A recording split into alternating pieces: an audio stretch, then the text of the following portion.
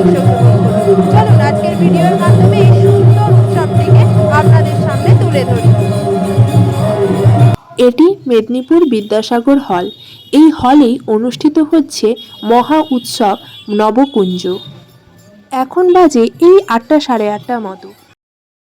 এই যে আমরা নবকুঞ্জের ভেতরে চলে এসেছি। এইখানে মহাপ্রভু শ্রী চৈতন্যদেবের একটি খুব সুন্দর স্ট্যাচুর মতো করে বানানো হয়েছে। আজকে এখানে এসে একটা অনুভূতি হচ্ছে, জীবন না ভবিষ্যতে আছে না অতীতে আছে, জীবন তো একটা মুহূর্তে আছে। তাই এই প্রত্যেকটা মুহূর্তকে আমাদের অনুভব করে উচিত, নিজের জীবনটাকে খুব সুন্দরভাবে বাঁচা উচিত। তাই এখানে এসে ঠাকুরের নাম সংকীর্তন শুনছি আর সত্যি একটা অন্যরকম অনুভূতি হচ্ছে। চলুন আপনাদের সাথেও ভিডিওর মাধ্যমে শেয়ার করছি।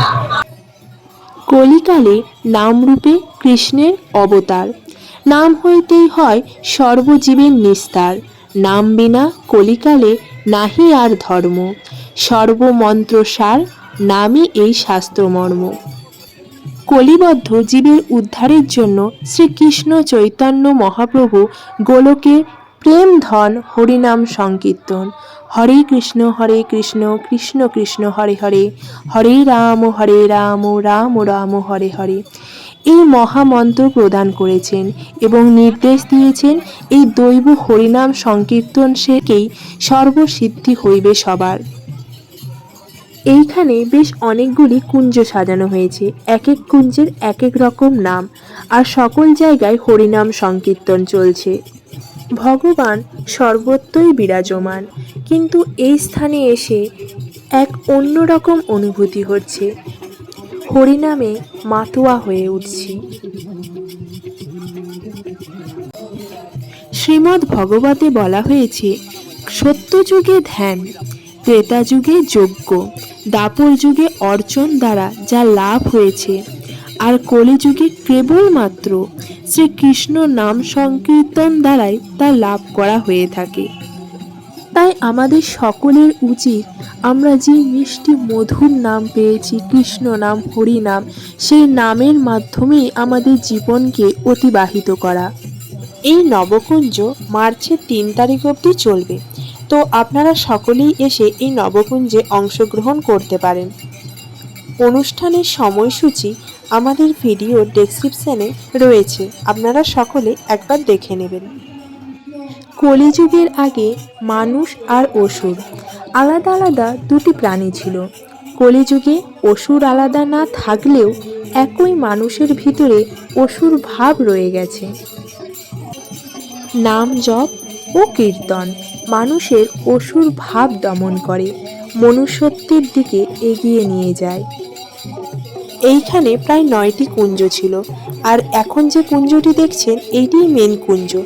আর এইখানে আমি চলে গেলাম, একটু হরিনাম সংকীর্তনে অংশগ্রহণ করলাম। আজকাল আমরা সকলেই টাকা পয়সা ঐশ্বর্যের পিছনে দৌড়াতে দৌড়াতে নিজের এই হরিনাম সংকীর্তনকে ভুলেই গিয়েছি। আসলে আমাদের মনের প্রকৃত শান্তি কখনোই টাকা পয়সা এইগুলি এনে দেয় না, এনে দেয় এই হরিনাম সংকীর্তনের মাধ্যমে। ওই যে কথাই আছে না, উচ্চাসা যেখানে শেষ হয় সেখান থেকেই শান্তির শুরু হয়। আমরা প্রতিটি মানুষ জীবনে যখন কঠিন সময় আসে ভেঙে পড়ি।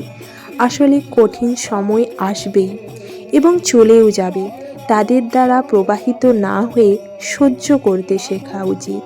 এই পৃথিবীতে কোনো কিছুই চিরস্থায়ী না, সুখ দুঃখ জীবনের অংশ। রাতের পর দিন আসা যেমন অনিবার্য, তেমনি সুখের পর দুঃখ, দুঃখের পর সুখ আসাও অনিবার্য।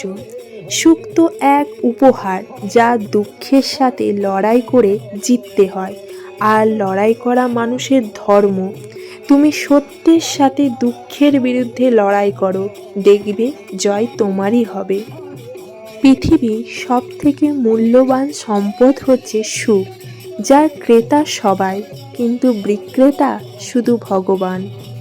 তাই আমাদের উচিত সুখ সুখ করে না মরে কৃষ্ণ নামে মাতোয়া হয়ে ওঠা। কৃষ্ণ একদিন আমাদের সত্যি সমস্ত সুখ দিয়ে দেবেন। এইখানে পঞ্চতত্ত্ব মহারাজ এবং গোপালের বিগ্রহ খুব সুন্দরভাবে সাজানো ছিল। এই নবকুঞ্জের এখানে বেশ সুন্দর একটি ফটো ফ্রেমের দোকান রয়েছে। এখান থেকে আপনারা সকল ধরনের দেবদেবীর ফটো কিনতে পারেন। এখন আমরা দুজনে চললাম নবকুঞ্জের অনুষ্ঠান দেখতে। এই অনুষ্ঠান 3 তারিখ অবধি চলবে। তো আপনারা কে কে আসছেন এই অনুষ্ঠান দেখতে অবশ্যই কমেন্টে জানাবেন। আজ এই নবকুঞ্জের এখানে এসে অনেকক্ষণ হরিনাম সংকীর্তন শুনলাম। সত্যি আমাদের সনাতনীদের এই হরিনাম সংকীর্তনের মতো মিষ্টি মধুর নাম হয়তো আর কিছু হয় না। আর আমরা প্রত্যেকটা মানুষ নিজেদের প্রত্যেকটা মানুষকেই ভগবানের সৃষ্টি, তাই প্রত্যেকটা মানুষের মধ্যে কিছু না কিছু থাকে। তো আমরা না এই গুণগুলোকে নিয়ে অতিরিক্ত অহংকার দম্ভ করি, ভুলে যায় একটা পাথর সে যদি অহংকার করে বলে যে আমার ওজন বেশি, কিন্তু সেই অহংকারিতার পতনের কারণ, কারণ ওই পাথর জলে সবার আগে ডুবে যায় কেন জানেন? তার ওজনের জন্য। তাই আমাদের মধ্যে যেই গুণটাই থাকুক তাকে অহংকার রূপে প্রকাশ করা উচিত নয়।